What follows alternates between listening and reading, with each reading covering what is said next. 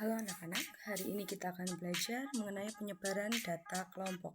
Kalau sebelumnya itu adalah penyebaran data tunggal, hari ini adalah penyebaran data kelompok.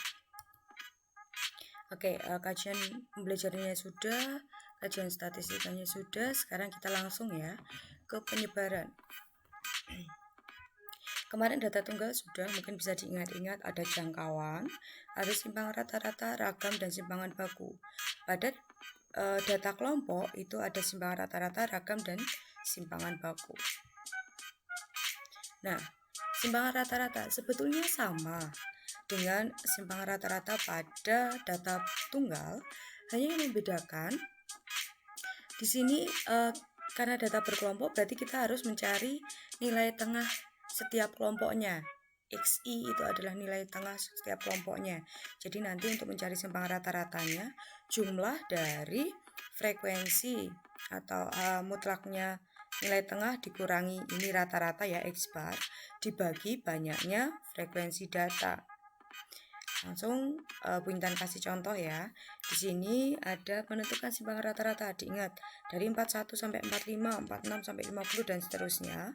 Ini untuk frekuensinya atau jumlah banyaknya data itu dari 41 sampai 46 ini 6, 46 sampai 53 dan seterusnya. Lanjut ya. Nah, di sini kalau misal tadi kan rumusnya dikurangi dengan rata-rata ya. Nah, berarti kita harus cari dulu rata-ratanya. Nah, sebelumnya kita harus cari nilai tengahnya. Dari 41 sampai 45 ada berapa sih panjang kelasnya? 41, 42, 43, 44, 45. Ada berapa? Ya, benar, ada 5. Berarti tengahnya berapa dari kalau 5 itu? Nah, tengahnya adalah 43. Data ketiganya antara 41 sampai 45, 43. Terus 46 sampai 50. Berarti data ketiganya 46, 47, 48, 48. Dilihat, ini kan jaraknya 5 ya. Berarti nanti selalu 5, 43. Oh, 5, 48 tambah 5, 53 tambah 5. Sebetulnya seperti itu untuk statistika ini. Jadi tidak usah diperibet dengan masing-masing dibagi dengan diurutkan terus dibagi 3 itu enggak. Nah, terus kemudian masing-masing nilai tengah dari kelompok tersebut dikalikan dengan frekuensi 6 dikali 43 hasilnya 258. 3 dikali 48 hasilnya 114 dan seterusnya. Nah, kemudian kita cari rata-rata. Gimana sih cari rata-rata itu? Nah, rata-rata itu didapat dari nilai tengah dikalikan banyaknya data masing-masing itu dijumlahkan dibagi total semua data. Jadi ini dikalikan 3 dikali 48, 5 dikali 53, 8 kali 56, maksudnya 58, 8 kali 63 itu dikalikan, hasilnya dijumlah, lalu dibagi dengan banyaknya data. Ketemulah di sini 54,5. Ketika sudah ketemu 54,5, maka kita tinggal mencari hasilnya ini. Jadi masing-masing di antara jadi ini 43 dikurangi 54,5. Oh, mohon maaf ini Bu langsung ya. 43 dikurangi 54,5 harus dimutlak. Kalau dimutlak itu berarti nilainya selalu positif. Kemudian 48 dikurangi 54,5, 53 dikurangi 54,5, 58 dikurangi 54,5, 63 dikurangi 54,5 dan seterusnya. Jadi itu sama dengan data tunggal yang kemarin, kemudian dibagi banyaknya data. Gitu. Jadi simpangan rata-ratanya adalah 5,5. Nah, ke ragam atau variansi sama dengan simpangan sama dengan data tunggal, hanya yang membedakan kembali lagi ada nilai tengah. Nah, di sini sama ya, ini ya masih sama dengan yang tadi.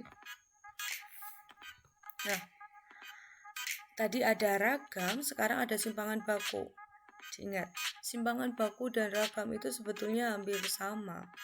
Hanya ketika simpangan baku tadi itu utuh, S2, S pangkat 2, atau biasanya F bisa karena variansi. Kalau di simpangan baku itu hasil dari akarnya, akar dari hasil ragam atau variansi. Ya, Ibu kasih contoh.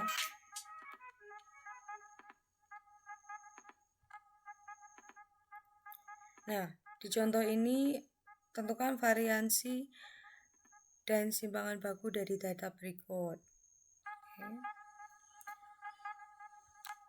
Nah, ini kan sudah ketemu nilai rata-rata. Rata-ratanya tadi mana? Seperti biasa, kita cari nilai tengah dari setiap kelompok atau setiap kelasnya. Dari 41 sampai 45, 43 dan seterusnya. Kemudian kita kalikan frekuensinya dengan masing-masing nilai tengahnya. Oke, ketemu ya. Dibagi 30 ketemunya 54,5. Ingat, ini baru rata-rata atau X-bar-nya, belum hasilnya. Kemudian kita cari hasilnya. Untuk ragam. Nah, untuk ragam berarti tinggal dari nilai tengah dikurangi rata-rata. Nilai tengahnya 43 dikurangi rata-ratanya 54,5 dikuadratkan. Diingat, kalau yang pertama tadi itu tidak dikuadratkan tetapi dimutlak.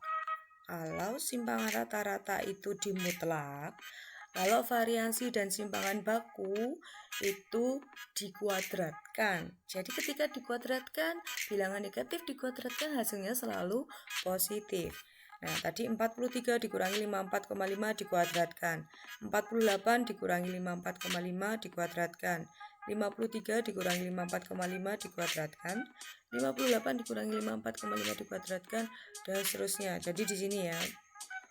Ini X1 dikurangi X dikuadratkan, jadi 43 dikurangi 54,5 ini dikuadratkan dan seterusnya. Ini dijumlah. Ketika nanti sudah dijumlah, hasilnya dibagi banyaknya data.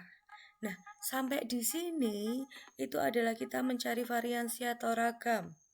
Tetapi ketika sudah di akar, hasilnya itu merupakan hasil dari simpangan baku. Jadi ketika satu soal dikerjakan untuk 2 pertanyaan itu bisa. Gitu ya. Oke, lanjut. Nah, langsung kita ke latihan soal. Tentukan simpangan rata-rata dan simpangan baku. Diingat, kalau simpangan rata-rata itu nilai tengah dikurangi rata-rata itu dimutlak. Sedangkan simpangan baku nilai tengahnya, nilai tengah tiap data kelompok itu ya, dikurangi rata-rata baru dikuadratkan. Ingat yang membedakan, kalau simpangan rata-rata itu dimutlak, kalau simpangan baku dan ragam itu dikuadratkan. Nah, kamu kerjakan tugas ini di buku tulis matematika khusus, bukan di selembar kertas.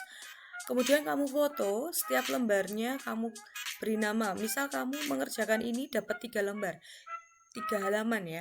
Jadi setiap halaman itu kamu kasih nama. Oh, namanya misal Intan kelas 12A.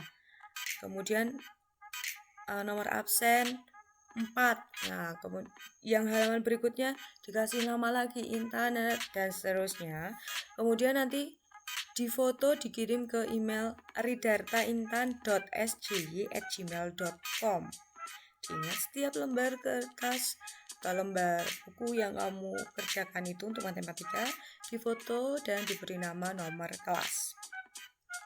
Ingat, harus diberi nama nomor kelas, dikirim ke email ini. Jangan sampai hilang, karena ketika kita sudah bertemu aktif kembali, ini akan Ibu minta untuk Ibu cross check. Jadi jangan itu untuk belajar kalian ya. Oke, cukup sekian pembelajaran hari ini. Terima kasih, tetap semangat, tetap jaga kesehatan, jaga jarak aman, hindari kerumunan, dan selalu cuci tangan.